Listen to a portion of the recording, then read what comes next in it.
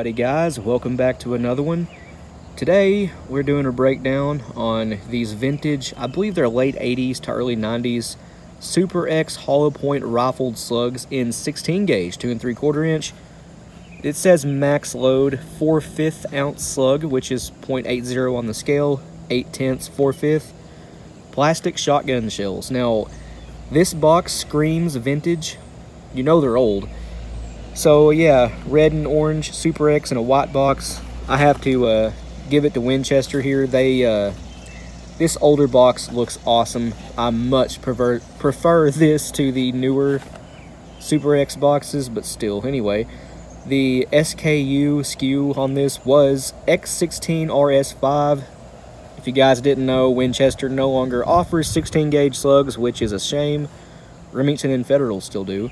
If you hear any wind noise in the background, I apologize. It is kind of windy out here.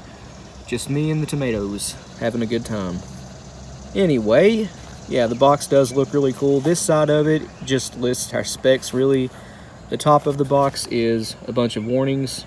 If you guys want to read any of that, just pause it. The bottom of the box is our barcode. And the other side of the box is, once again, our specs. I have 4 or 5 boxes of these I've been saving up over the years. They are really cool. I don't plan on ever shooting these because at this point they're just collector's items to me. Something to have in the display shelf, I guess. Anyway, moving on. I forgot to show the back of the box. This is the interesting stuff. We have our slug, some filler wads, and I'm not sure if this will have a plastic gas seal or a paper one. I'm willing to bet this is paper, being an older shell like this. And there's the wind. But anyway, we have rifled slug, cup wad, forms sealed gas chamber, preventing gas leakage. Let me read that again. Cup wad, forms sealed gas chamber, preventing gas leakage. That's a mouthful. Hard to read that. Non-corrosive all-weather primer, gives fast, dependable ignition. Hollow point cavity, provides controlled expansion. Super strong, smooth loading, non-scuff plastic shell with integral base wad. Integral, however you want to pronounce that. Special wads absorb shock. Clean, modern, burning, progressive powder. Today's snooze and drink combo, by the way, is the Lab 05, Strong White Slim, and Monster Original Zero Sugar. Pretty good combo. But anyway, the shell itself looks like this. And if you guys have any experience with the old style Winchester compression formed AA's, this is it in 16 gauge. These are compression formed hulls. Roll crimped, there's our slug. We do have a hollow point. The lead is surprisingly not oxidized. Looks good to me. I really wish Winchester still made 16 gauge slugs, but it does just say Winchester Super X 4/5 ounce. We have 2 3/4 inch. I can't quite make that out. Oh, 70 millimeter. And that's all it says. We have a Winchester primer, obviously, and this is actually a brass head on here, 8 millimeter. This is not steel. And the head stamp says Winchester Western 16 gauge. Little bit corroded, but these are old. If you look closely, you can see right here where my thumb is, that is where the roll ends. Pretty neat to see that. For those of you interested, I actually do have hundreds of these once fired 16 gauge compression hulls from Winchester. This was the Upland load, and it was 1 ounce of number 8 shot. Everything else is the same though. 2 3/4 inch, 70 millimeter. The hull is not corroded on this one though, so you can actually see it a little bit better.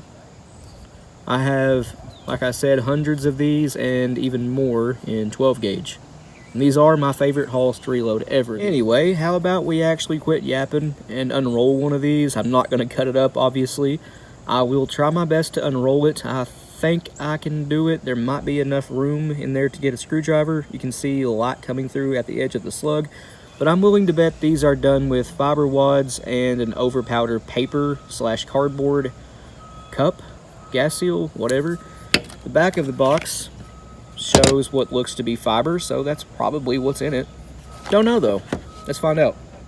So starting with our slug here, it actually weighs exactly 4/5 of an ounce.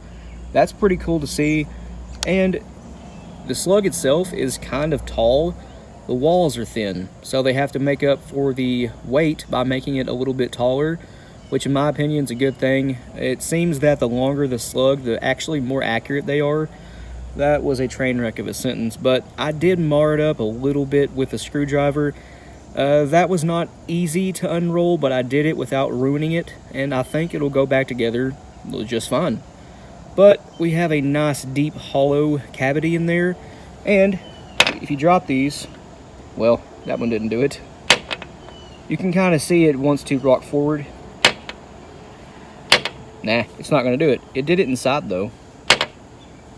I think you can kind of see it's wanting to go nose down. Anyway, the slug itself, for being so old, still looks really good. You can see the rifling on it. If you guys didn't know, yes, rifled slugs actually do spin, although it's not very much at all, just enough to help keep it a little bit more stable and accurate. But I think the main reason for the rifling is to actually help these squeeze through chokes. Rifled slugs are intended to be fired through even, yes, a full choke, although accuracy, depending on, slug diameter, which I will measure in a second, is best through improved cylinder or mod. But some people swear by a full choke. Some people swear by no choke at all. I guess it all just depends on your gun and how it performs with the given slug. Now, if these are undersized, yeah, modified or full is probably the way to go. In my experience with federal slugs, which are undersized for 10 and 16 gauge, and I think 20 gauge, not 22 gauge. Anyway, they are undersized and they do better out of mod chokes. And yeah, sadly this is an undersized slug. It's actually about 20 gauge diameter. I have an idea, hold on. So this being a roughly 625 diameter, 624, 625, that is pretty much 20 gauge bore diameter. So I'm just wondering here, will this slug actually, yep, go in a 20 gauge shell? It sure does. Guess if you want to get technical, that is a 20 gauge slug. So I'm willing to bet these would be most accurate out of a modified or even a full choke 16 gauge. Yeah, I didn't expect these to be that small. Full bore for 20 gauge, way undersized for 16. That's actually even smaller than 16 gauge full choke diameter. And I suspect Winchester made them small on purpose for guns with chokes. Anyway, moving on, we have two 1/2-inch sections of fiber wad here. These are not at all like the fiber cushion wads that you see me and Josh use all the time. Way different, it's way harder and way more dense it seems. There's almost no give to these. But you put these together and you have an entire inch of cushion wadding, filler wad, whatever you want to call them. Yeah, a solid inch of it. And below that, yeah, this is a paper/cardboard over powder gas seal. That's what I expected to see in there. The 12 gauge old goose or turkey loads, I don't know what they are to be honest. But yeah, these had the same thing in those. I actually think these are pretty cool. And I have been making my own for 16 gauge with 12 gauge maxi nitro cards pushed through a 24 gauge resize ring. And it forms this exact cup shape. And then I've been making 16 gauge buckshot with them. And it appears we have about 25 grains of whatever this stuff is. It is a black flake powder. Looks sort of similar to an older discontinued powder called HS7. And going off that weight, HS7 would make sense, but I'm sure it's not that powder. Now as for the hull, like I was saying earlier, this is a Winchester compression formed, just like the AA's were, the old style AA's. There is no base wad in here. It's a one-piece focus. Come on. It's not going to pick it up very well, but this is a one-piece hull, just like a Remington STS Nitro 27, Federal High Overall, Remington Gun Club game loads.